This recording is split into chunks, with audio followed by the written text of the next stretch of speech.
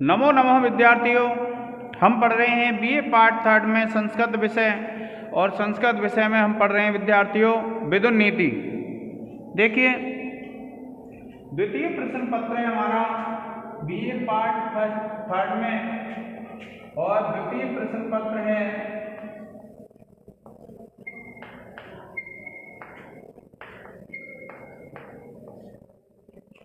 काव्य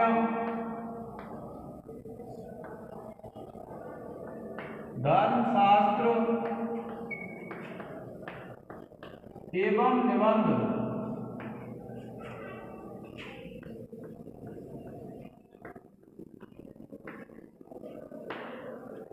और इसमें हम पढ़ रहे हैं महाभारत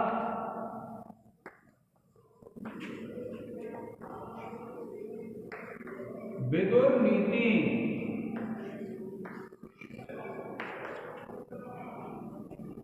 कौन सा पढ़ रहे हैं? महाभारत में विदुर नीति। और विदुर नीति का 34वां अध्याय पढ़ रहे हैं विद्यार्थियों हम। और 34वां जो अध्याय है उसमें हमने पढ़ लिए थे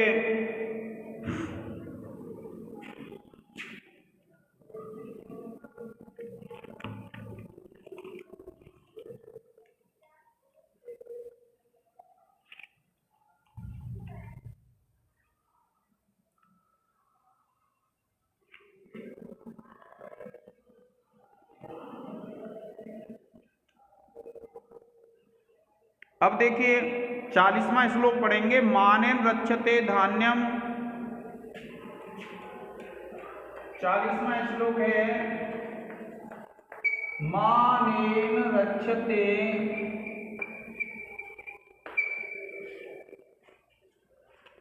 धान्यम अश्वान रक्षत्य अनुक्रमः।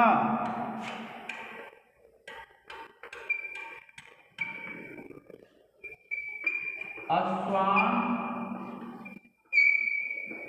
रक्षत्य अनुक्रमः।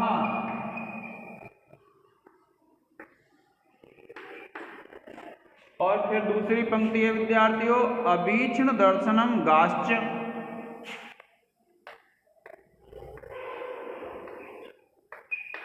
अभीक्ष्ण दर्शनम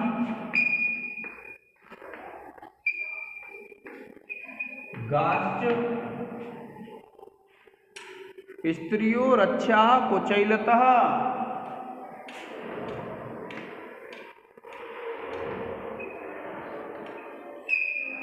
रक्षा कुचैलतः।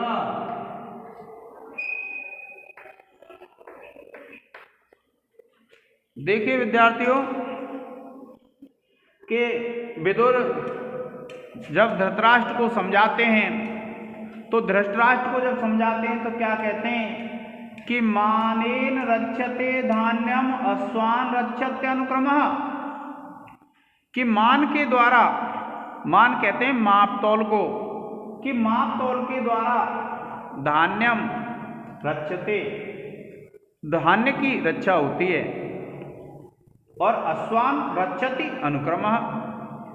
अश्वान कहते हैं घोड़ों की रक्षा होती है, अनुक्रमः उनको फेरने से। और अभीक्ष्ण दर्शनम गाश्च, और अभीक्ष्ण दर्शनम और बारंबार देखभाल करने से गायों की रक्षा होती है। और स्त्रियों रक्षा कुचैलतः, और जो स्त्रियां होती हैं उनकी रक्षा होती है मैले वस्त्र पहनने से। कुचैलतः यानी मैले वस्त्र से स्त्रियों की रक्षा होती है। क्या कहा देखिए, मानेन अर्थात जो माप तौल आदि होती है, अगर हम धान्य को, अन्न को बिना माप तौल आदि के किसी को देते हैं तो उसकी रक्षा नहीं होती है। तो मानेन रक्षते धान्यम, कि माप तौल के द्वारा धान्य की रक्षा होती है। और अश्वान रक्षते अनुक्रमः, और फेरने से घोड़ों की रक्षा होती है। फेरने से तात्पर्य क्या होता है? पंडित जी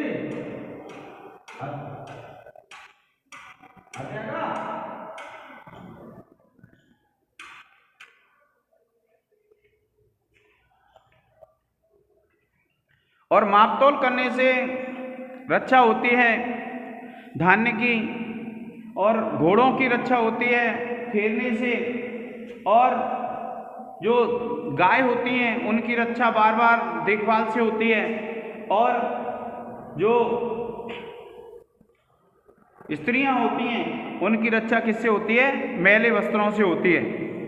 क्या कहा? तौलने से अनाज की रक्षा होती है, फेरने से घोड़े सुरक्षित रहते हैं, बारंबार देखभाल करने से गाय तथा मैले वस्त्रों से स्त्रियों की रक्षा होती है। अब देखिए क्या कहते हैं कि ये चारों अत्यावश्यक हैं। अब इनकी जब व्याकरण टिप्पणी देखेंगे तो देखिए पहली व्याकरण टिप्पणी लिख देंगे हम मानेन। क्या लिखेंगे? मानेन। तो आप लिखेंगे मान शब्द है तृतीया एकवचन।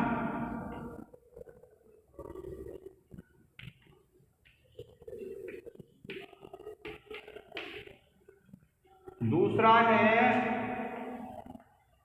अश्वान।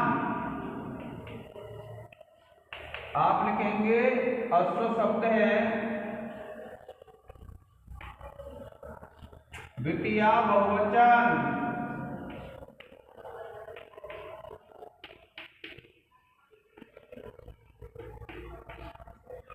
और उसके बाद देखिए तीसरा है रक्षत्य अनुक्रमः। तो आप लिखेंगे रक्षति प्लस अनुक्रमः। आप लिखेंगे विद्यार्थियों यण संधि।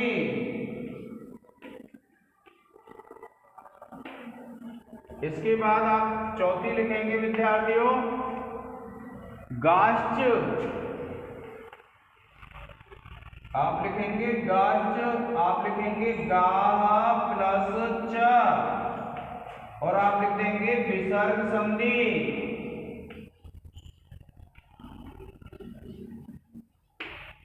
और पांचवा है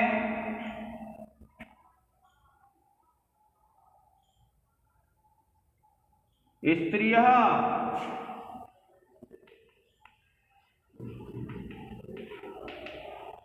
आप लिखेंगे स्त्री शब्द प्रथमा विभक्ति बहुवचन।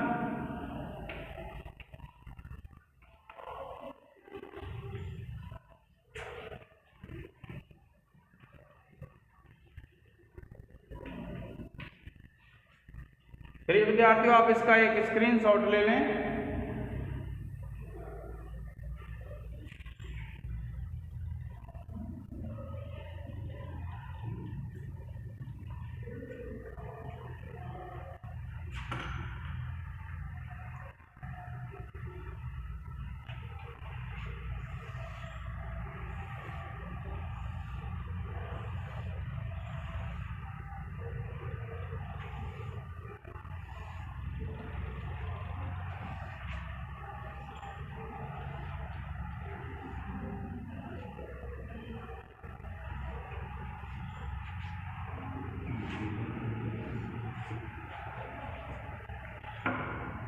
अब देखिए न कुलम वृत्तहीनस्य प्रमाणम इति मे मतिः।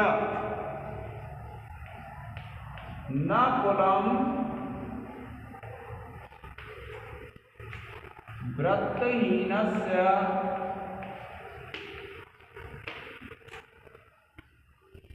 प्रमाणम इति मे मतिः।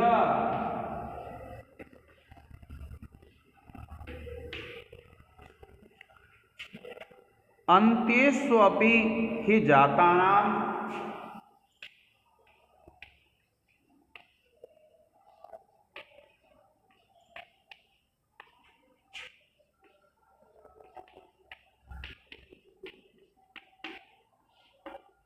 अन्त्येष्वपि हि जातानां व्रतम एव विशिष्यते।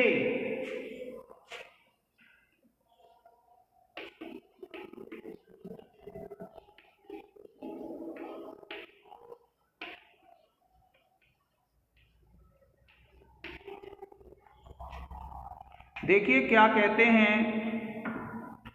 कि न कुलम वृत्तहीनस्य, क्या कहा, न कुलम वृत्तहीनस्य प्रमाणमिति मे मतीय, कि विदुर जी ये कहते हैं कि वृत्तहीन जो व्यक्ति होते हैं, चरित्रहीन जो व्यक्ति होते हैं, उनमें उनका कुल प्रमाण नहीं होता है, ऐसा मेरा मत है। और अंतेषु अपि जातानां, अंतेषु अपि कहते हैं जो नीच वर्णों में उत्पन्न होते हैं उनमें भी वृत्तम एव विशेष्यते, चरित्र अच्छा पाया जाता है। विदुर जी ने क्या कहा कि किसी का भी अगर चरित्र खराब है तो हम ये नहीं कह सकते कि उसका कुल खराब है, क्योंकि नीच कुलों में भी जो उत्पन्न होते हैं उनका चरित्र भी अच्छा पाया जाता है। जो व्यक्ति निम्न कुलों में उत्पन्न होते हैं उनका चरित्र भी क्या है, अच्छा होता है। कि मेरा यह विचार है कि सदाचार से हीन मनुष्य का केवल ऊंचा कुल मान्य नहीं हो सकता, क्योंकि नीच कुल में उत्पन्न मनुष्यों का भी सदाचार श्रेष्ठ माना जाता है। क्या कहा कि मेरा ऐसा विचार है, विदुर जी कहते हैं कि सदाचार से हीन मनुष्य का केवल ऊंचा कुल मान्य नहीं हो सकता, क्योंकि नीच कुल में उत्पन्न भी जो व्यक्ति होते हैं उनमें सदाचार श्रेष्ठ माना जाता है। देखिए अब क्या व्याकरण टिप्पणी लिखेंगे आप, और पहली व्याकरण टिप्पणी है वृत्तहीनस्य, आप लिखेंगे वृत्तहीन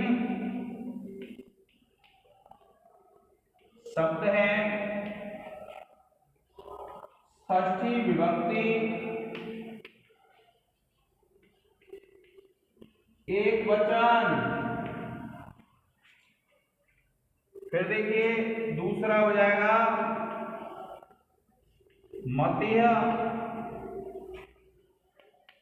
आप लिखेंगे मती शब्द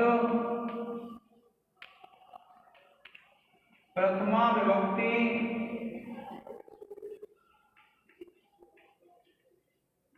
एक वचन। और फिर देखिए आप लिखेंगे तीसरी व्याकरण टिप्पणी है अंतेष्वपि,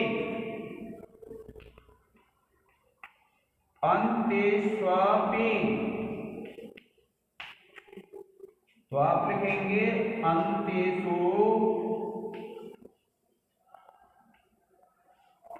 प्लस अपि, और आप लिख देंगे यण संधि।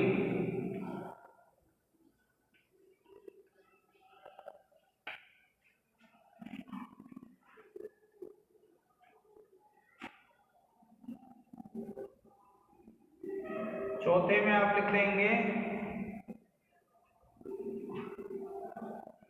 अंकेषु,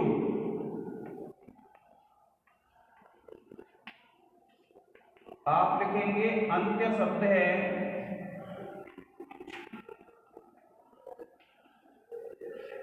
षष्ठी विभक्ति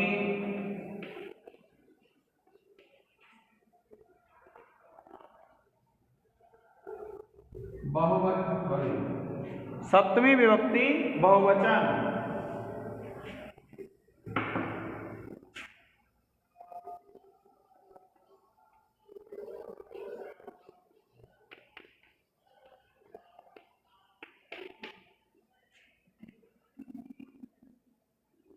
कुलम,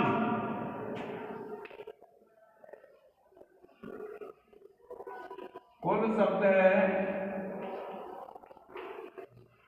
प्रथमा विभक्ति एक वचन।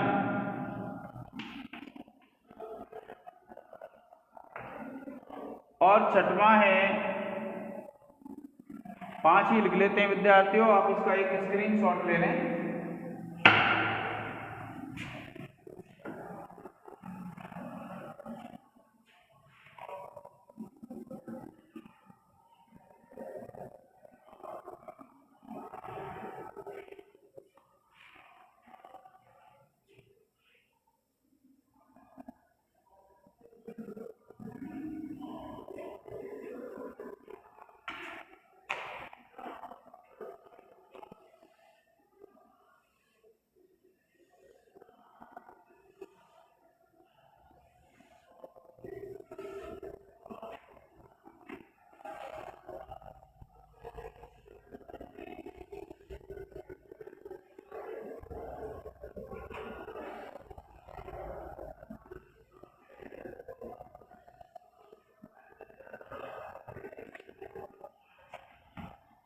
य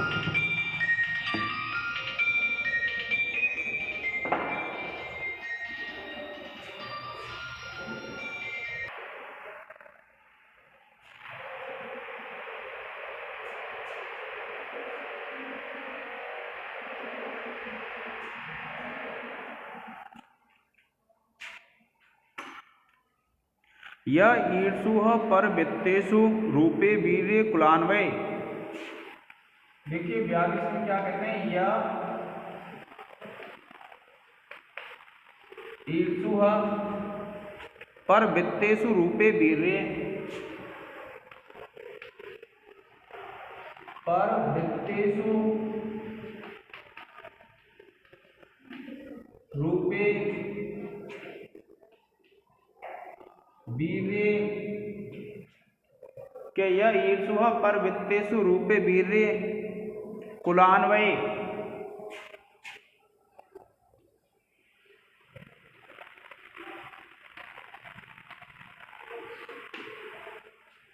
यह ईर्षुः परवृत्तेषु रूपे वीर्ये कुलान्वये सुख सौभाग्य सत्कारे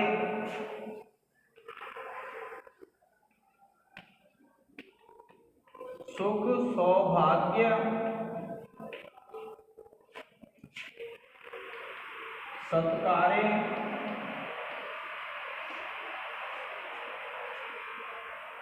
तस्य व्याधिरनन्तकः।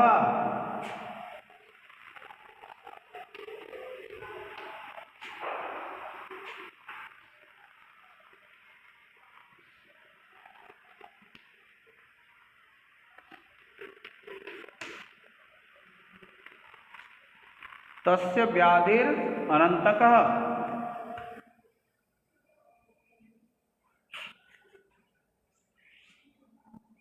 अब देखिए क्या कहते हैं कि यह ईर्ष्या, कि जो ईर्ष्या करता है, परवृत्तेषु रूपे वीर्ये कुलान्वये, कि यह ईर्ष्या जो ईर्ष्या करता है, परवृत्तेषु दूसरे के धन में, रूपे दूसरे के रूप में, वीर्ये दूसरे की वीरता में, कुलान्वये और दूसरे के वंश में, सुख सौभाग्य सत्कारे, सुख में, सौभाग्य में, सत्कार में, तस्य व्याधि अनंतकः, उसकी जो व्याधि होती है, उसका जो रोग होता है, वह ऐसा होता है जिसका कभी भी अंत नहीं होता है। देखिए क्या कहते हैं कि जो दूसरे के धन, रूप, पराक्रम, कुलीनता, सुख, सौभाग्य और सम्मान पर ईर्ष्या करता है, उसका यह रोग असाध्य है। क्या कहते हैं कि व्याधि और आधि दो प्रकार की होती हैं। आधि कहते हैं हम मानसिक पीड़ा को, और व्याधि कहते हैं शारीरिक रोग को। तो क्या कहा कि जो व्यक्ति ऐसा होता है जो ईर्ष्या करता है दूसरे व्यक्ति से, उसकी व्याधि कैसी होती है, अनंतक। किसके विषय में, परवृत्तेषु दूसरे के धन में, रूपे दूसरे के रूप में, वीर्ये दूसरे की वीरता में, कुलान्वये दूसरे के कुल की उत्पत्ति में, और सुख सौभाग्य सत्कारे, सुख में, सौभाग्य में और सत्कार में, तस्य व्याधिरनंतकः, उसकी व्याधि कैसी होती है, अनंतक होती है, जिसका कभी अंत नहीं होता है, ऐसी होती है। क्या कहा कि सुख सौभाग्य सत्कारे तस्य व्याधिरनंतकः, कि जो व्यक्ति सुख सौभाग्य और सत्कार में, कुल में, वीरता में, दूसरे के धन में ईर्ष्या करता है, उसकी जो व्याधि होती है, उसका जो रोग होता है, वो कैसा होता है, अनंतक होता है। अनंतक से तात्पर्य यह है उस रोग का कभी भी अंत नहीं होता है। देखिए अब इसमें व्याकरण टिप्पणी देखेंगे कि रूपे आप लिखेंगे, रूप शब्द है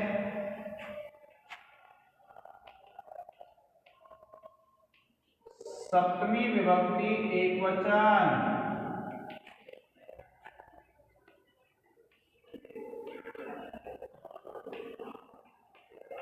दूसरा है कुलान्वये,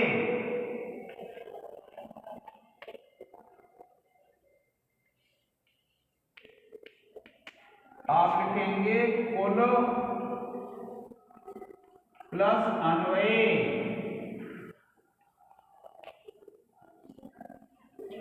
क्या है विद्यार्थियों? कुलान्वय। तो कुलान्वय में क्या है? कुल प्लस अन्वय। दीर्घ संधि हो जाएगी।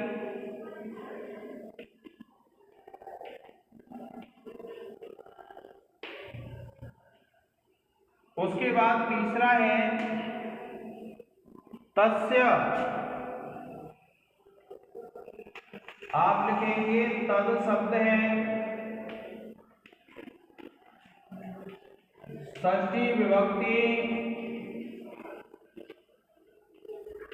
एक वचन।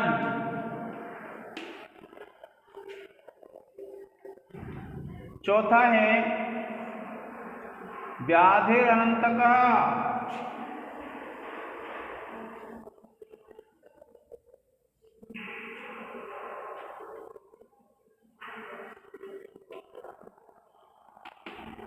तो आप लिखेंगे व्याधिः प्लस अनंतकः।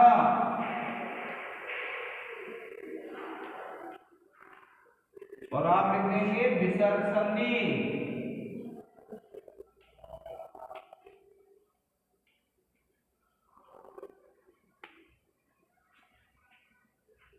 और उसके बाद पांचवा है या। आप लिखेंगे यद शब्द पुल्लिंग प्रथमा विभक्ति एक वचन। प्रिय विद्यार्थियों, आप इसका एक स्क्रीनशॉट ले लें।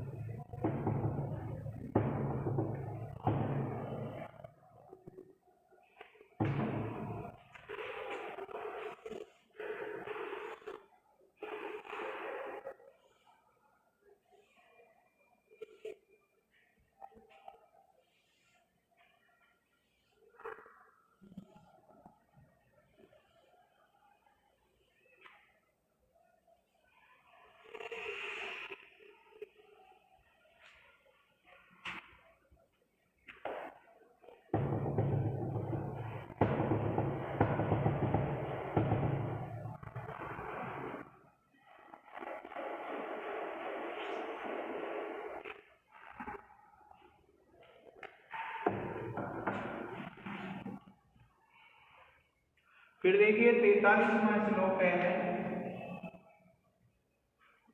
अकार्यकरणात् भीतः।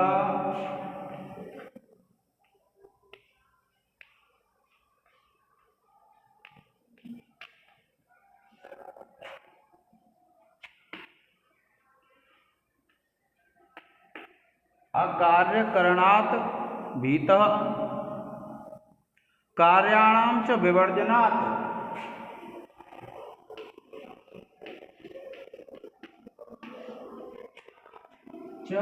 विवर्जनात्।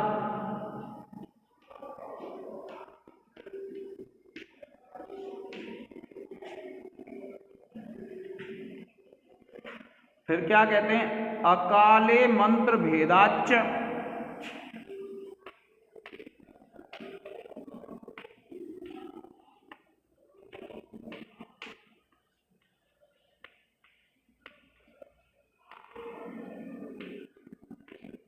अकाले मंत्र भेदाच्च येन माध्येन तद्विवेद।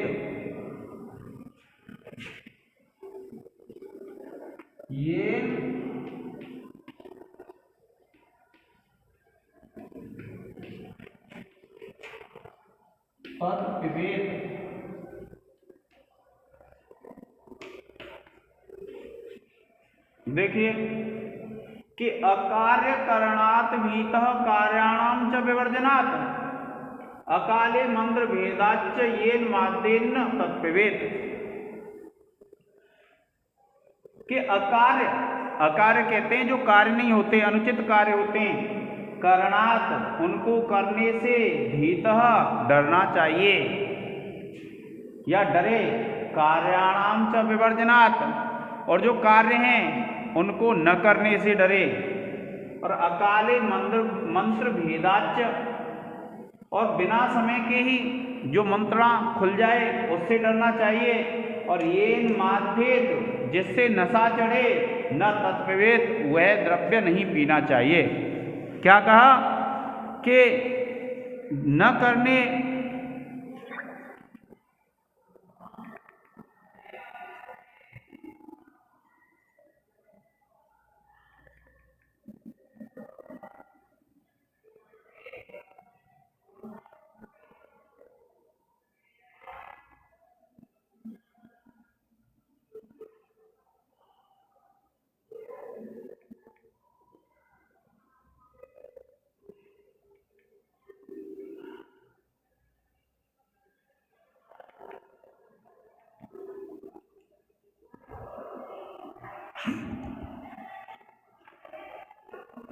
क्या कहते हैं, न कुलम व्रत, कि न करने योग्य काम करने से, करने योग्य काम में प्रमाद करने से, तथा कार्य सिद्ध होने पर, होने के पहले ही मंत्र प्रकट हो जाने से डरना चाहिए, और जिससे नशा चढ़े ऐसा पेय नहीं पीना चाहिए।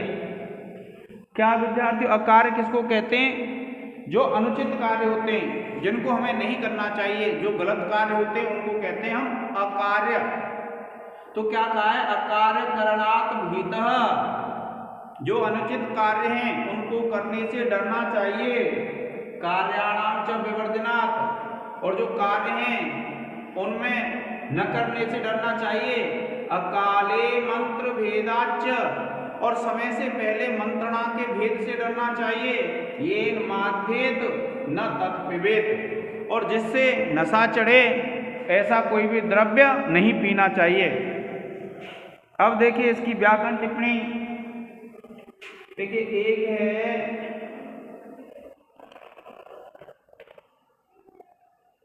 भेदाच्च, तो आप लिखेंगे भेदात प्लस च और आप लिख देंगे इष्टुत्व संधि।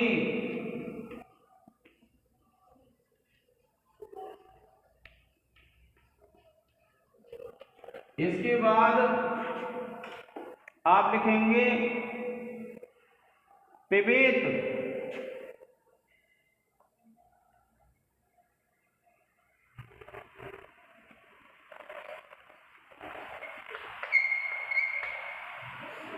आप लिखेंगे पा धातु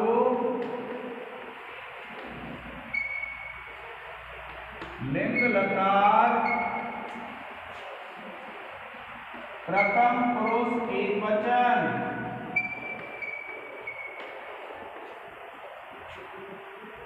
और इसके बाद तीसरा है विद्यार्थियों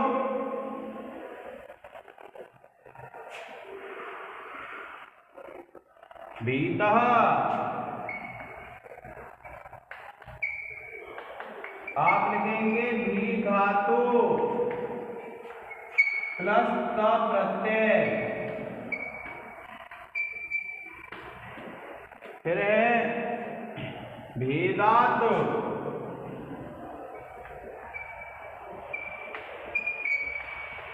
आप लिखेंगे भेद शब्द है पंचमी विभक्ति एकवचन,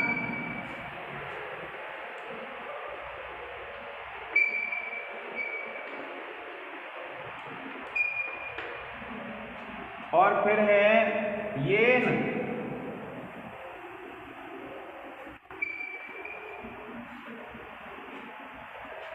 आप लिखेंगे यद शब्द तृतीया विभक्ति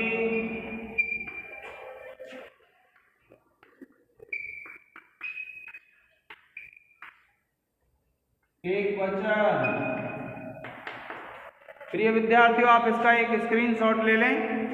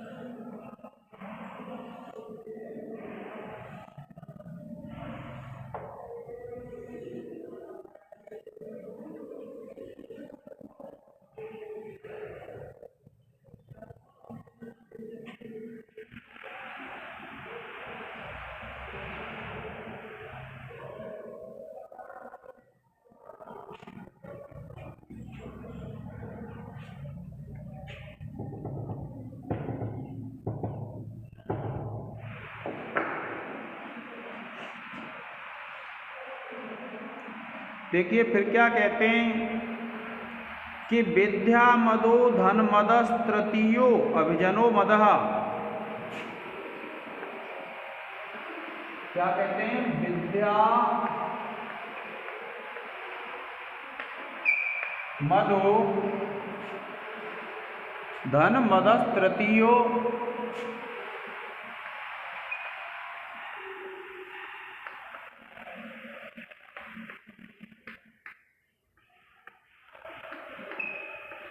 धन मदस तृतीयो अभिजनो मदः।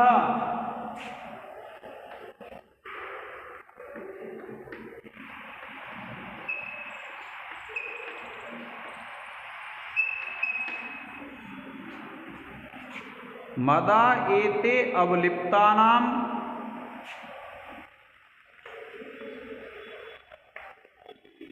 मदा एते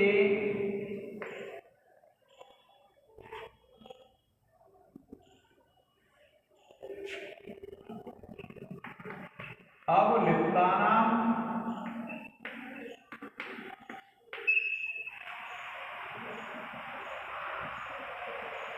एत एव सताम दमाः।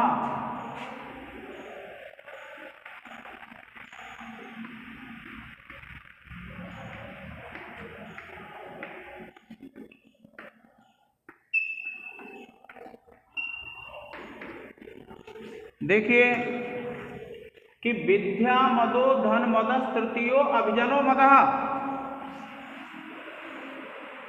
कि विद्या मदो जो विद्या का मद होता है, धन मद और जो धन का मद होता है, मद कहते हैं नशा, कि विद्या मदो धन मद, कि जो विद्या का मद होता है और जो धन का मद होता है, तृतीयो अभिजनो मद, और जो तीसरा मद होता है वह क्या होता है? अच्छे परिवार में जन्म लेने का मद। तो क्या कहते हैं? विद्या मदो धन मद तृतीयो अभिजनो मद, कि विद्या मद, धन मद और तीसरा होता है अभिजन मद।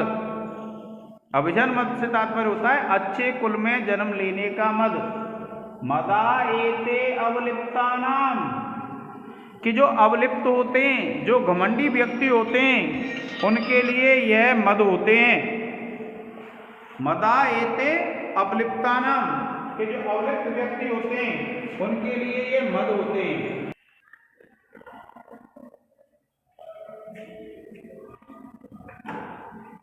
देखिए क्या कहते हैं कि ये जो हैं ये घमंडी व्यक्तियों के लिए, अवलिप्त व्यक्तियों के लिए तो क्या होते हैं? ये मद होते हैं, और जो सज्जन व्यक्ति होते हैं उनके लिए ये दम होते हैं। क्या कहा? कि विद्या मद, धन का मद, तीसरा ऊंचे कुल का मद, ये घमंडी पुरुषों के लिए तो मद हैं, परंतु सज्जन पुरुषों के लिए ये दम के साधन हैं। क्या कहा?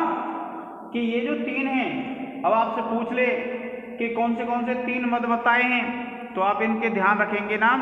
तो विद्या मद और ये, अब उसके बाद क्या होता है, आप व्याकरण टिप्पणी लिखेंगे। देखिए धनमदः तृतीयो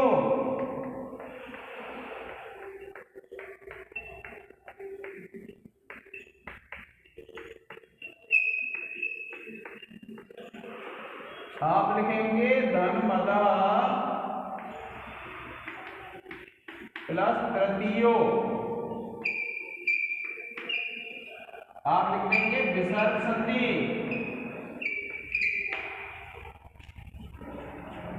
दूसरा लिखेंगे एते अवलिप्ता नाम,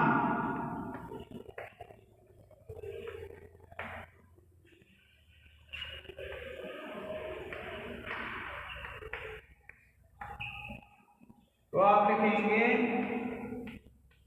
एते प्लस अवलिप्ता नाम।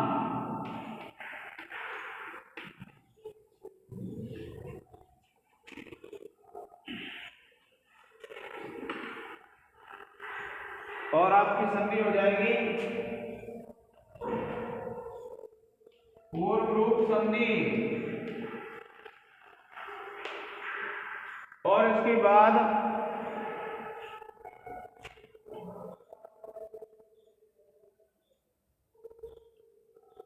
विद्या,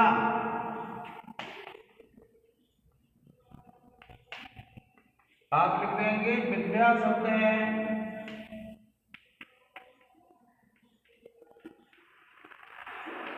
प्रथमा विभक्ति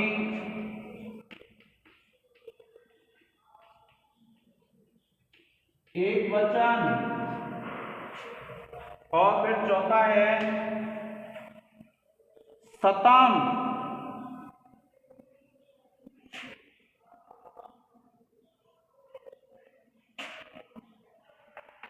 दमाह, आप लिखेंगे दम शब्द है प्रथमा विभक्ति बहुवचन।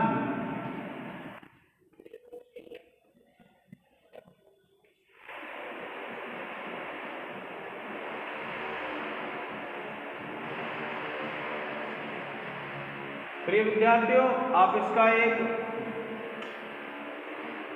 स्क्रीनशॉट ले लें।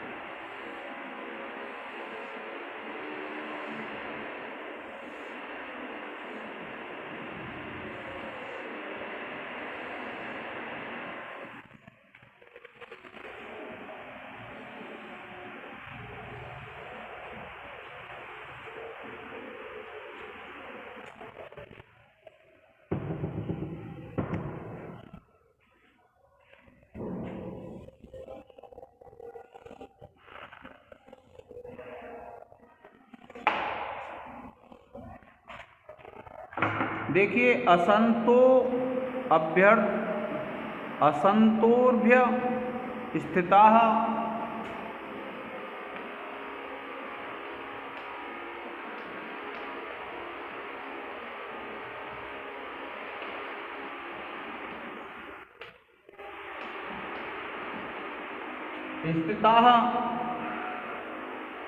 सद्भिः क्वचित् कार्ये कदाचन।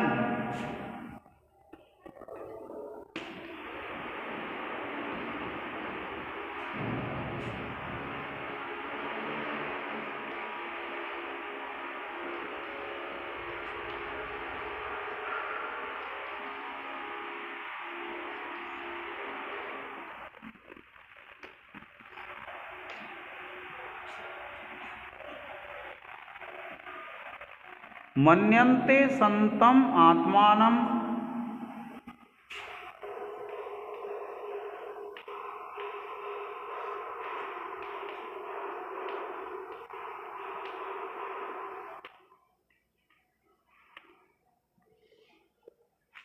आत्मानम असंतम अपि विश्रुतम।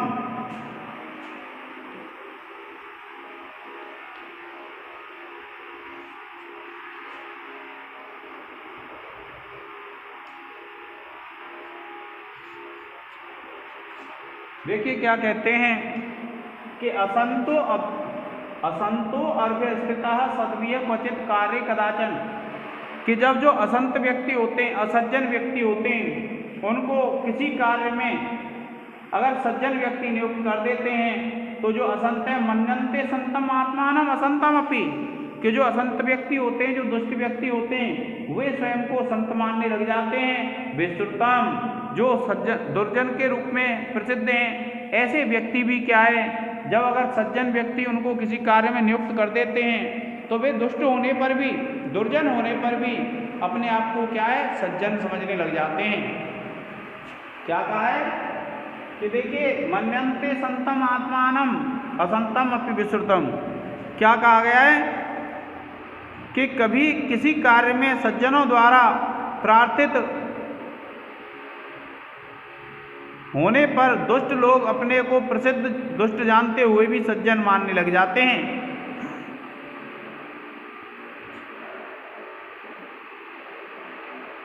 अब देखिए सद्भिः, सद शब्द है तृतीया विभक्ति बहुवचन हो जाएगा। कार्य शब्द है सप्तमी एकवचन हो जाएगा। असंतो प्लस अभ्यर्थिता, इसमें पूर्व रूप संधि हो जाएगी। आत्मानम, आत्मन शब्द है द्वितीय एकवचन। विश्रुतम भी उपसर्ग है, श्रु धातु है और त प्रत्यय है। इस प्रकार से विद्यार्थियों इसकी व्याकरण टिप्पणी हो जाएंगी।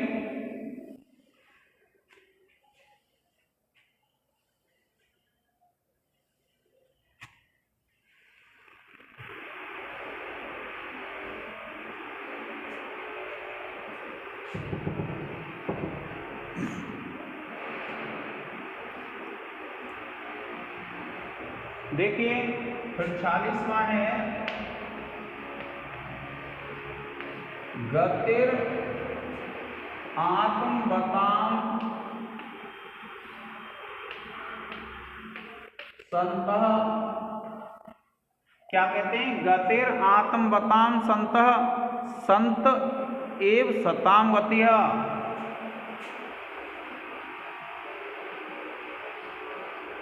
संत एव सताम गतिः।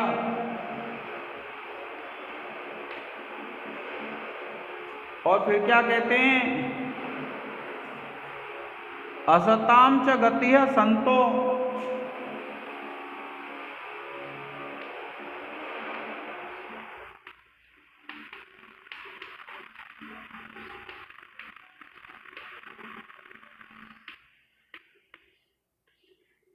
असताम च गतिः संतो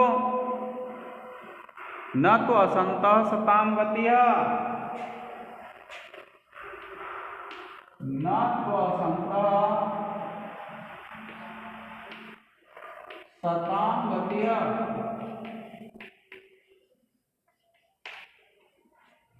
देखिए क्या कहते हैं कि मनस्वी पुरुषों को सहारा देने वाले संत हैं, संतों के भी सहारे संत हैं, दुष्टों के भी सहारे संत हैं, पर दुष्ट लोग संतों का सहारा नहीं देते हैं।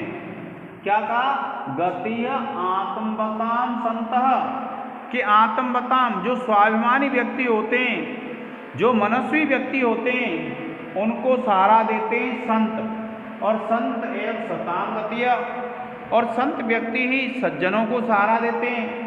और असताम च गतिः संतः, और जो असज्जन दुष्ट व्यक्ति होते हैं उनको भी संत सहारा देते हैं। न तो असंतः सताम गतिः, किंतु जो दुष्ट व्यक्ति होते हैं वे कभी भी सज्जनों को सहारा नहीं देते।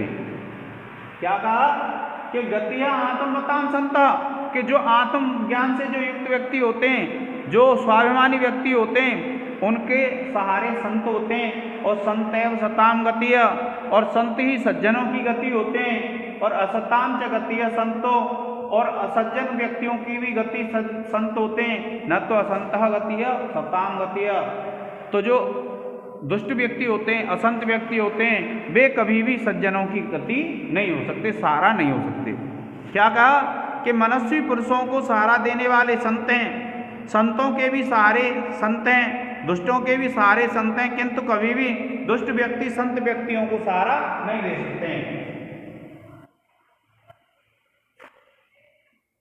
अब देखिए इसमें व्याकरण टिप्पणी अगर लिखते हैं हम, तो पहले लिखेंगे हम गतिर आत्म बताम,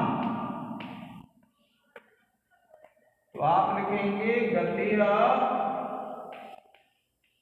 प्लस आत्म बताम,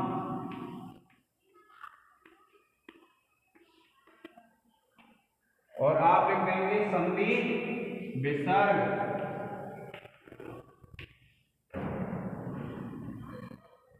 फिर देखिए दूसरा लिखेंगे आप गतिः,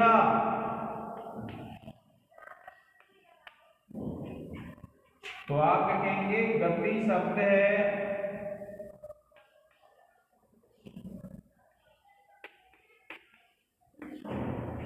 प्रथमा विभक्ति एक वचन। फिर आप लिखेंगे विद्यार्थियों गति, आप लिखेंगे गम धातु प्लस कितिन प्रत्यय।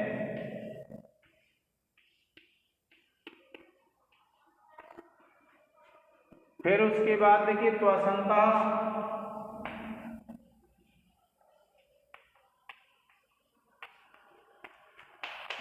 आप लिखेंगे तु प्लस असंतः, तो आप लिखेंगे इसमें यण संधि।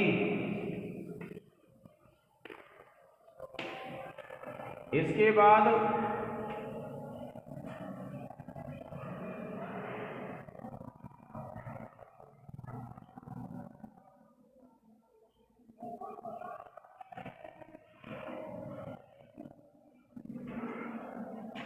फिर लिखेंगे आप संतः,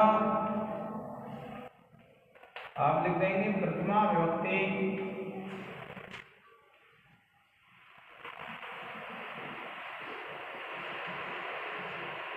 एक वचन।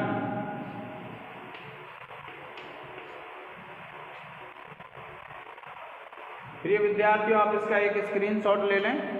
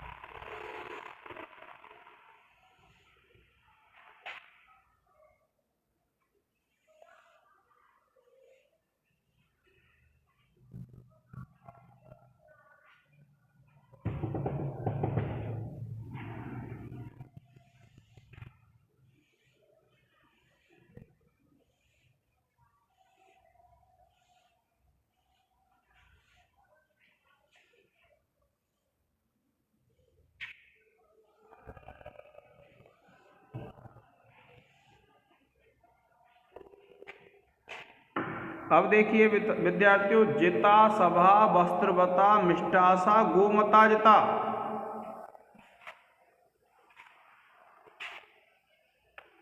क्या कहते हैं? जिता सभा वस्त्रवता।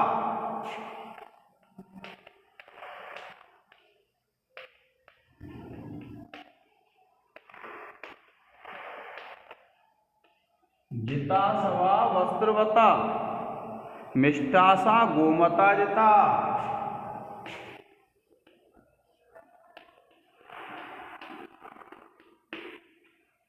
मिष्टा सा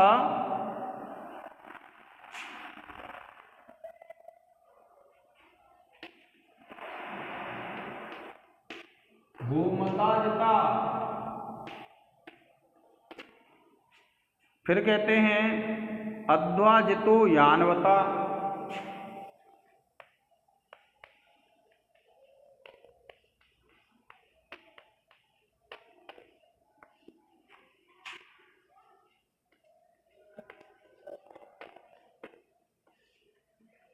अध्वा जितो यानवता सर्वम शीलवता जिताम।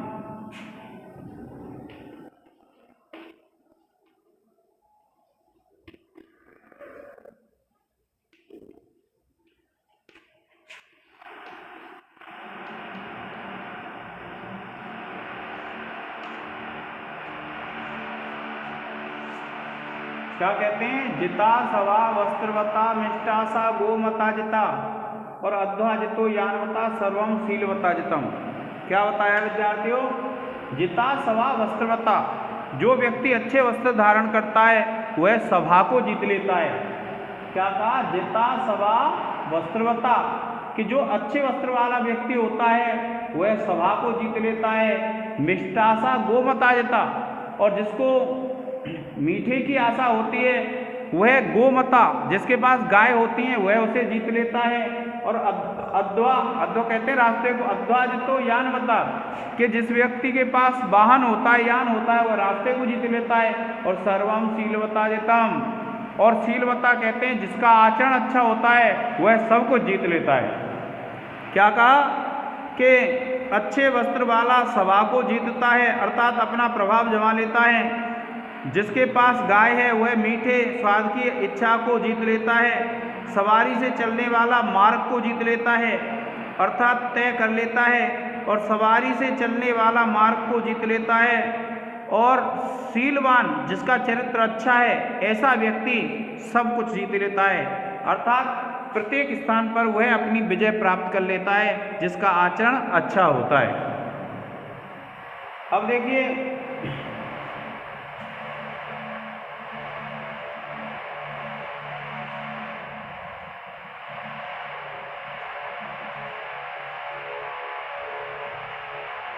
एक है 48वां श्लोक है विद्यार्थियों।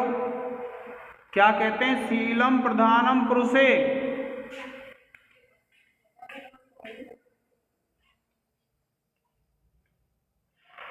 शीलम प्रधानम पुरुषे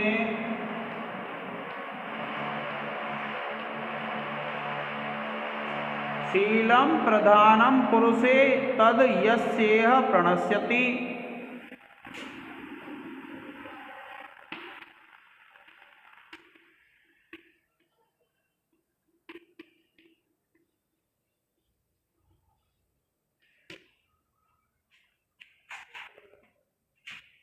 न तस्य जीवितेन अर्थो,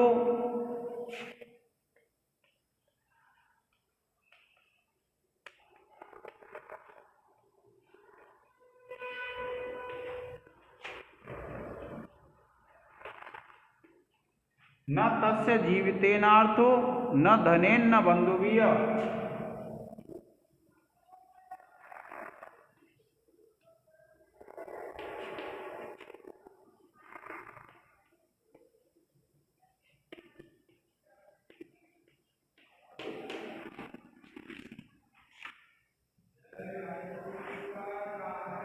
क्या कहते हैं? शीलम प्रधानम पुरुषे तद यस्य प्रणश्यति न तस्य जीवितेन अर्थो न धनेन न बंधुभिः। के पुरुष में आचरण ही प्रधान होता है, जिसका आचरण नष्ट हो जाता है वह इस संसार में जीवन, धन और बंधुओं से उसका कोई प्रयोजन नहीं है।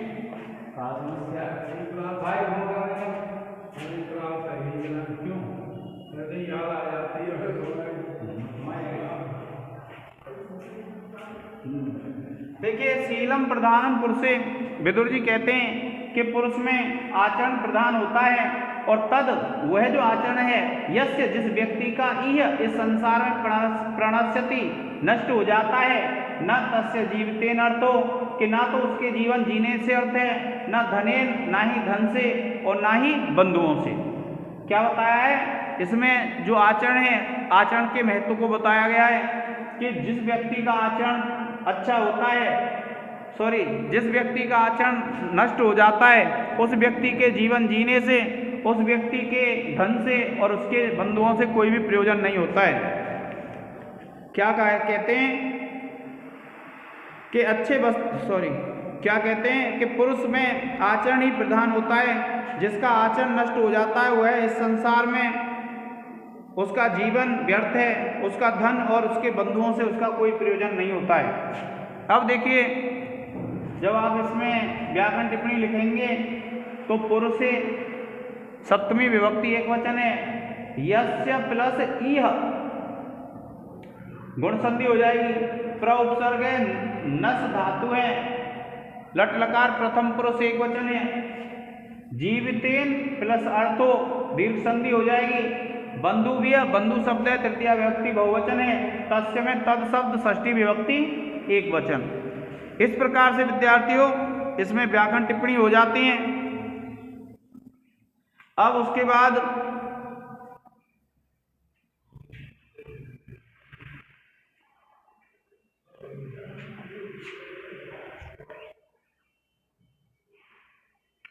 देखिए क्या कहते हैं, आढ्यानाम मास परमम।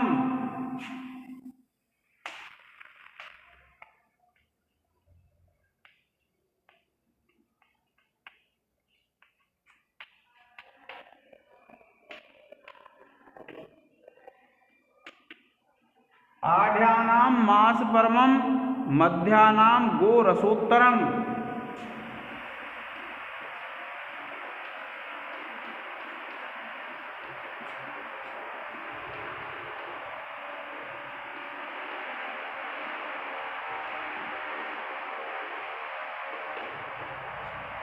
आढ्यानाम मास परमम मध्यानाम गो रसोत्तरम और तैलोत्तरम दरिद्राणाम।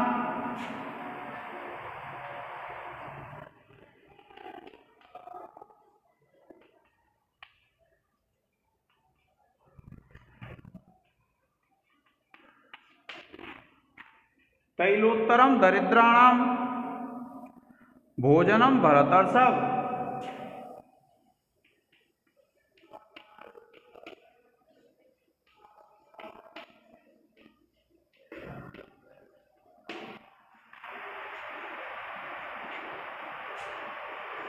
देखिए विदुर जी क्या कहते हैं कि आढ्यानाम कहते हैं जो धन संपन्न व्यक्ति होते हैं उनके भोजन में मांस परमम, मांस की अधिकता पाई जाती है।